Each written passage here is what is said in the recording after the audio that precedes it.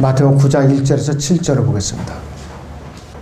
그리고 주께서 배를 타고 건너가 자기 성읍에 도착하시니라. 그런데 보라, 사람들이 침상에 놓은 한 중풍병자를 죽게 데려오니 예수께서 그들이 믿음을 보시고 그 중풍병자가 말씀하시기를 아들아 기운을 내라, 네 죄들이 용서받았느니라고 하시더라.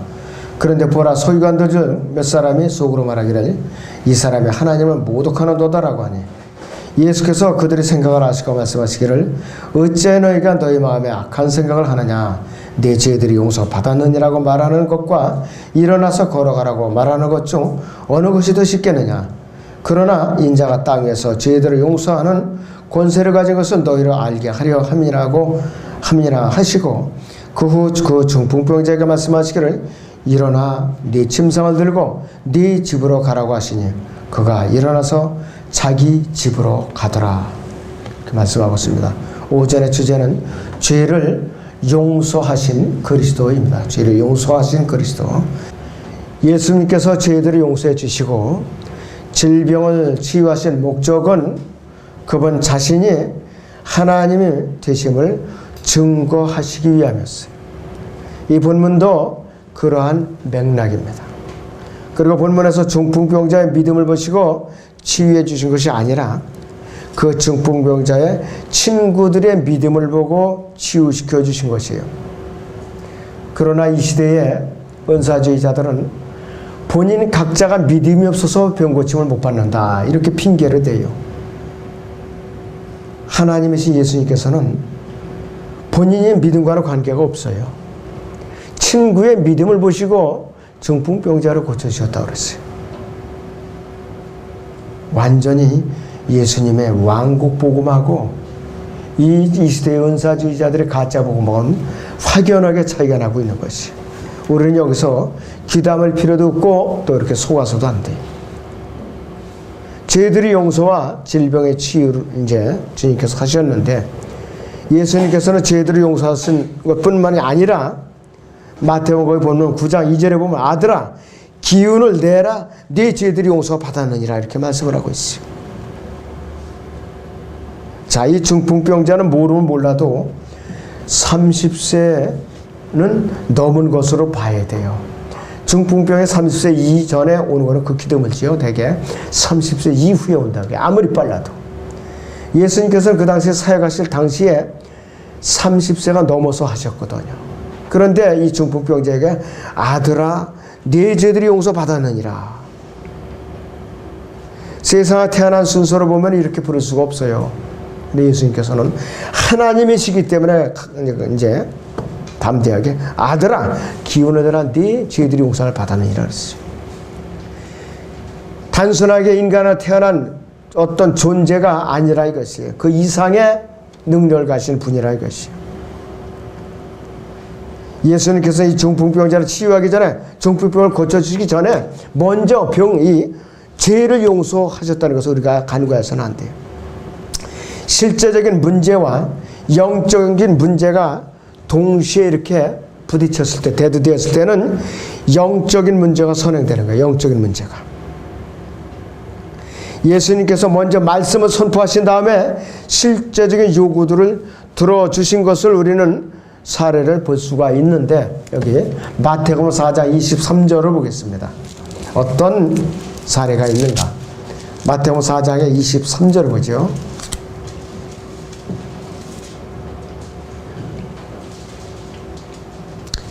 예수께서 온 갈릴리에 두루 다니시며 그들이 회당에서 가르치시고 또 왕국 복음을 전파하시며 백성 가운데 모든 질병과 모든 허약함을 고쳐주시더라. 왕국 복음을 먼저 전파하시고 질병을 고쳐주셨어요. 먼저 이제 말씀을 선포하시고 질병을 고쳐주셨다 이것이. 마태복음 9장 35절을 보죠. 9장 35절에 그 후에 예수께서 모든 성읍들과 마을들을 돌아다니시며 그들이 회당에서 가르치시고 왕국 복음을 전파하시며 또 백성 가운데서 모든 질병과 허약함을 고쳐주시더라 그랬습니다. 먼저 왕국 복음을 선포하셨어요. 그 다음에 이제 질병을 고쳐주셨어요.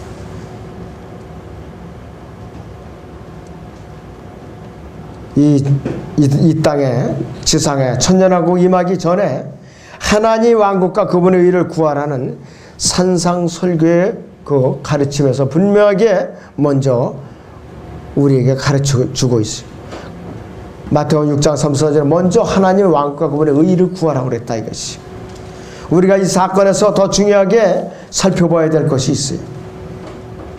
마태복음 9장 거기 보면 6절에서는 그러나 인자가 땅 위에서 죄들을 용서하는 권세를 가진 것을 너희로 알게 하려 함이라 그랬어요.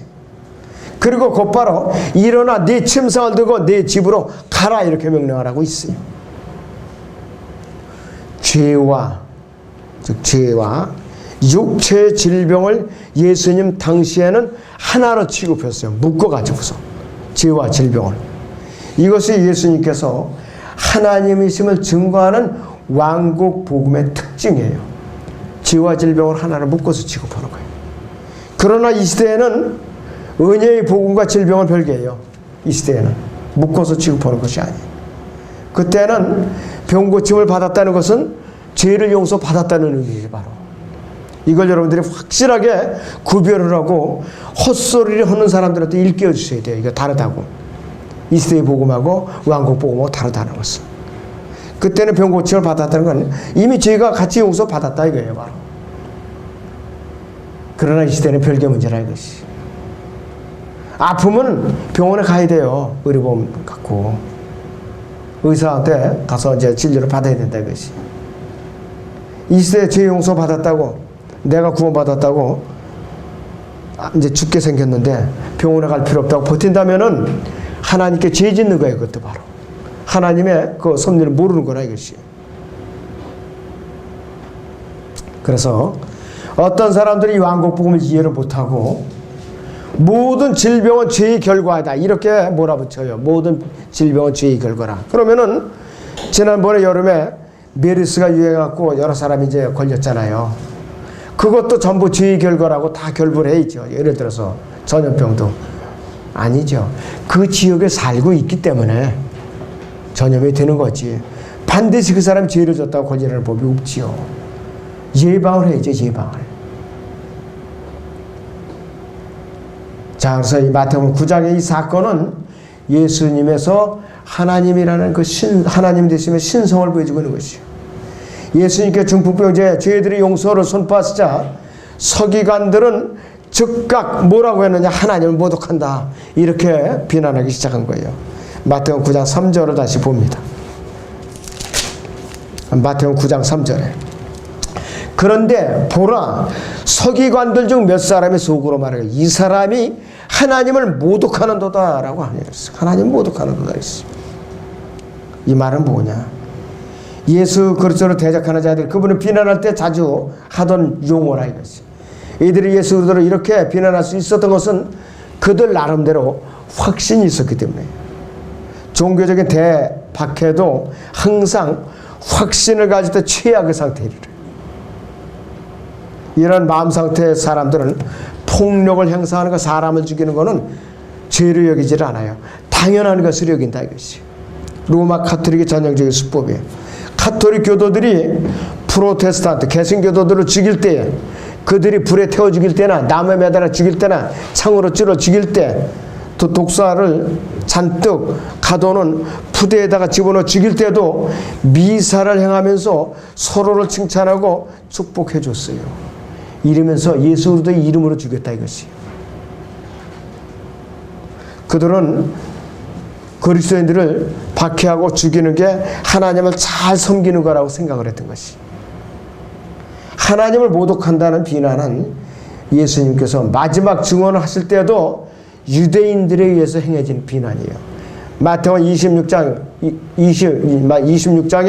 65절을 보겠습니다.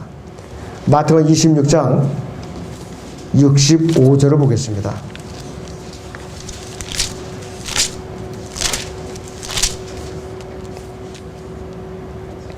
대제사장이 자기 옷을 찢으며 말하기를 저 사람이 하나님을 모독하였으니 우리에게 무슨 증인들이 더 필요하리요? 보라 너희는 방금 그가 하나님을 모독하는 것을 들었도다. 이렇게 비난하고 있어요.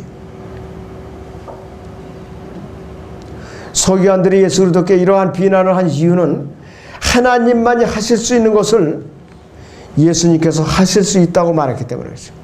하나님만이 죄들을 용서할 수 있었고 하나님만이 중풍병자를 치유할 수 있다고 믿었기 때문에 그래요. 그들에게는 이 중풍병자의 치유는 하나님께 속한 일이었어요. 마가는 이 병자가 중풍병자가 치유된 상황을 어떻게 기록하고 있는가? 마가복음 2장을 봅니다. 12절. 마가복음 2장 12절을 봅니다.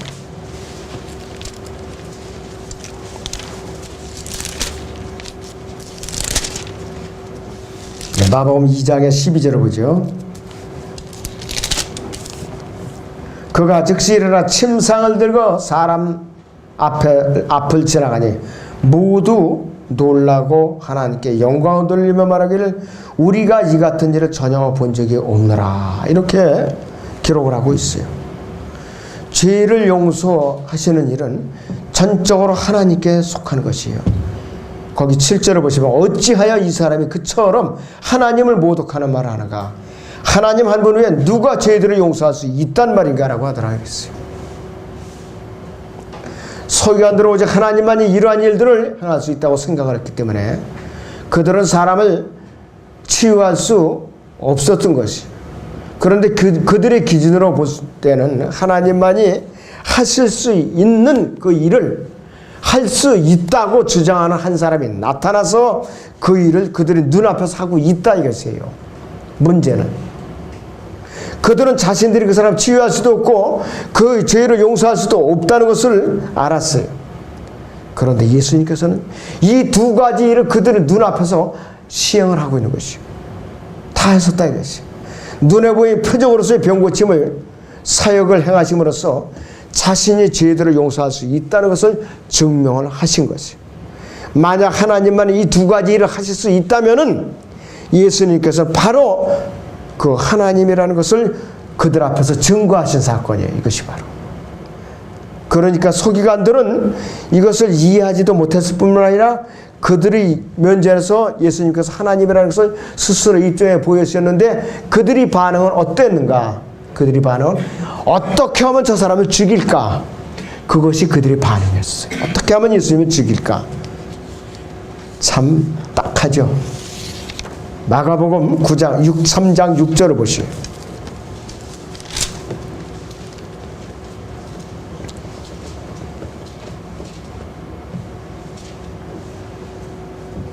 그러자 바리새인들이 나가서 즉시 그를 대적해서 어떻게 죽일까 하고 헤롯 당원들과 함께 모의하더라 그랬습니다. 마가복음 3장 1절에서 5절까지 손 마른 사람을 치유해 주니까 어떻게 하면 죽일까? 선생님을 따를 생각은 안 하고 어떻게 하면 죽일까? 이런 못된 생각만 했던 것이. 죄들을 용서하는 권세를 가진 그리스도에 대해서 우리가 좀 알아보죠.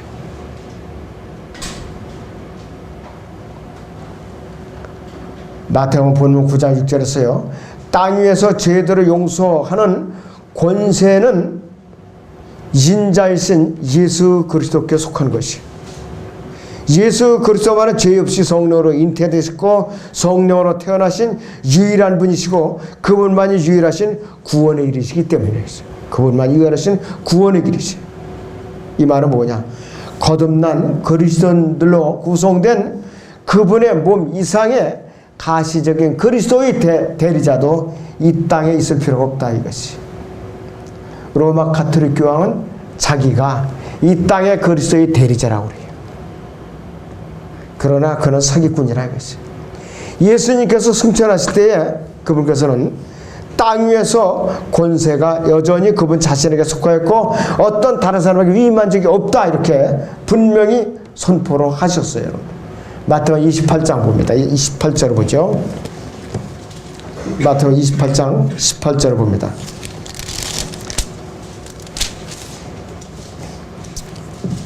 그 후에 예수께서 그들에게 오셔서 일러 말씀하시기를 하늘과 땅에 있는 모든 권세를 나에게 주셨도다 이렇게 말씀을 하고 있어요. 분명히 그렇게 선포하셨어요. 굳이 우리가 하나님께서 인정하시는 유일한 기구로서 말한다면 지옥교회가 대표할 수 있죠. 그런데 이 지옥교회가 갖고 있는 유일한 권세도 물리적인 권세가 아니에요. 영적인 권세라 이것이에요. 그런데 로마 가톨릭은 정치적인 권력을 행사하고 그리스도를 이제 죽이는데 앞으로 이제 또 한 번 대대적으로 그 일이 일어날 거예요. 대환란을 통해서 일어날 거라 이것이에요. 근데 사람들은 그 일이 아예 없을 것으로 알고 있어요. 편안하게. 배교한 기독교가 지금 그 짓을 하고 있어요. 이제 참된 그리스도인들을 죽이는 일에 동참할 거예요. 그 사람들이.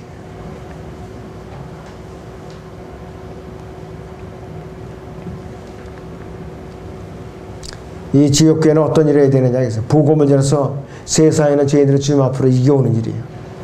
예수 그리스도를 이제 대신한 대사라서 예수님께서 이루어서 죄사함을 선포해서 사람들과 하나님과 화목하게 하는 거라 이것이에요. 원수 관계를 푸는 거예요. 이제 그리스도인이 돼가지고서. 그래서 인자라는 거, 써나맨이라는 인자라는 이 표현은 용어는 바울 서신에는 어디든지 아무리 뒤져봐도 나오질 않아요. 이스라엘에게 보내진 예수 그리스도의 지상 사역과 관련된 이름이에요. 그분이 육신을 입고 이 땅에 계실 때만 사용되는 이름이라 이것이에요. 초림 때와 천년왕국 때, 이 땅을 밟고 계실 때만 사용되는 이름이라 이것이에요. 셋째 하늘에 계실 때는 절대로 인자라고 부르지를 않았어요. 대제사장, 중보자, 변호인 그렇게 부르시는 거예요. 자, 그래서 마태복음 9장 4절을 다시 봅니다. 마태복음 9장 4절을 봅니다.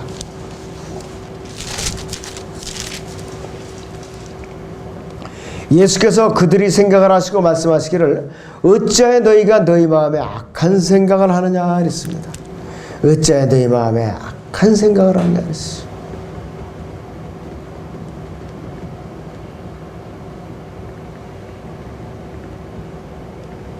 예수님께서 사람들의 마음속을 꿰뚫어 보셨어요.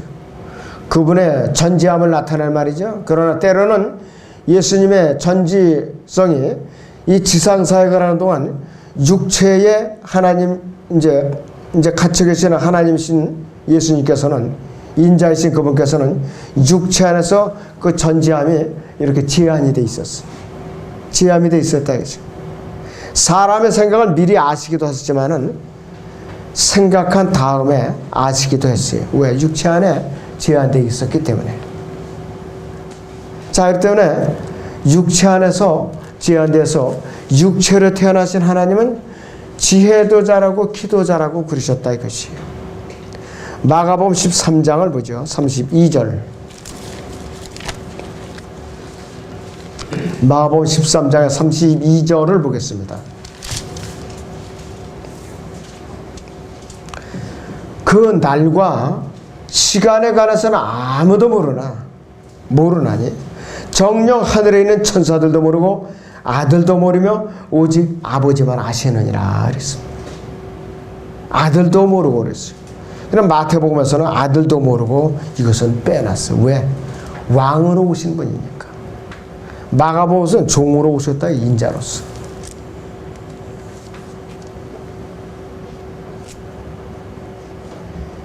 육체의 장막 안에다 스스로를 제한하시고 영광의 하나님이신 예수님께서는 그분의 전제하는 것을 전제함을 갖다가 스스로 제한하셨다 이것이.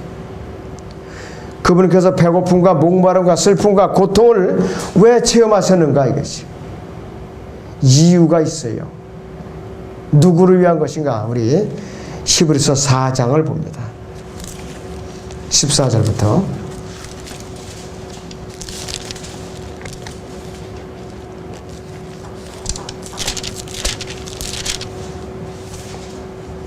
우리에게는 위대한 대제사장과 하늘들로 올라가신 하나님의 아들 예수께서 계시므로 우리는 우리의 고백을 굳게 붙들어야 하리라. 이는 우리의 대제사장은 우리의 연약함을 동정하시는 분이 아니요 모든 점에서 우리와 마찬가지로 시험을 받으셨지만 죄는 없으신 분이기 때문이라. 그러므로 우리가 은혜의 보좌로 담대히 나아가자. 이는 우리가 자비를 얻고 필요한 때에 도우시는 은혜를 발견함이 위함이라 그랬습니다. 예수 그리스도께서 인자로서 이러한 과정을 겪으셔야 했던 이유는 육신을 입고 이 땅에 태어난 모든 사람들 중에 유일하게 죄들을 용서하신 분이라는 것을 입증하시기 위함이었어요. 그리고 또 우리의 모든 육체의 고통을 스스로 체험하셔서 알고 우리가 고통 가운데 부르짖을 때에 히브리서 여기 본문에 있는 대로 우리를 위해 중보해 주시기 위한 대제사장으로서 또 변호인으로서 또 우리를 위한 그 중보자로서 역할을 담당하시기 위해서 육체 안에 제한을 가지셨던 거예요. 여러분들이 아무쪼록 이 죄와 질병을 용서하신, 죄를 치유하셨고 용서하셨고 질병을 치유하신 예수님께서 왜 이렇게 번거롭게 일을 하셨는가? 이스라엘을 대상으로 상대를 하셨지만은 우리가 지금 이 시대에 와서 뒤를 돌아보니까 우리를 위해서도 이분께서 인자라는 이름으로 육체의 고난을 당하셨구나. 이것을 우리가 알 수가 있는 것이에요. 그래서 여러분들이 사복음서를 읽을 때는 언제든지 교리적으로 잘 분별해가면서 읽지를 않으면은 엉뚱한 소리를 하게 돼 있습니다. 이 말씀을 통해서 여러분들이 소중한 교훈을 얻으시기 바랍니다.